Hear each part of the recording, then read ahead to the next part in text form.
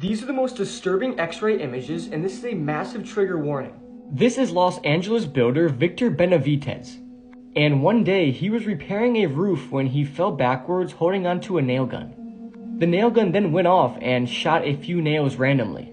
Victor didn't feel anything at first, but suddenly his mouth started to fill up with a lot of blood. He then felt around his mouth with his tongue, and to his surprise, he noticed something metal in the roof of his mouth.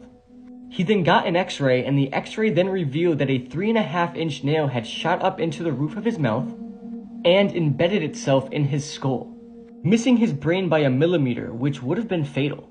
The nail was extracted, and Victor had no long-lasting health problems. And according to some sources, he is back at work and using the same exact nail gun. Can you imagine how lucky Victor had to feel? This nail missed his brain by a millimeter and would have easily ended his life if it missed his brain. This is absolutely crazy, but just wait for the next one. Next, in November 2008 in Australia, 2 boys were canoeing down the Georges River when they suddenly spotted a dead body. The 2 boys rushed home and told their parents, and they immediately called the police, and the body was then recovered. The dead man was Chen Liu, and his corpse had been tied up with electrical wire and wrapped in a carpet before being dumped in the river. He had been dead for around 12 days, and his body was extremely decomposed, especially since his body was in water for that long.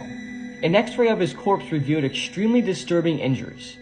Embedded in his face, neck, and skull were 34 nails, all shot from a high-powered nail gun. Looking at this image, I can't help but wonder what order the nails went in. How much time before each nail was shot? The first few nails were likely done as torture, and the rest was just the murderer finishing him off. And the crazy thing is, after 15 years, the killer who did this is still out there and quite possibly doing this to more people. This is just disturbing, and what an awful way to go.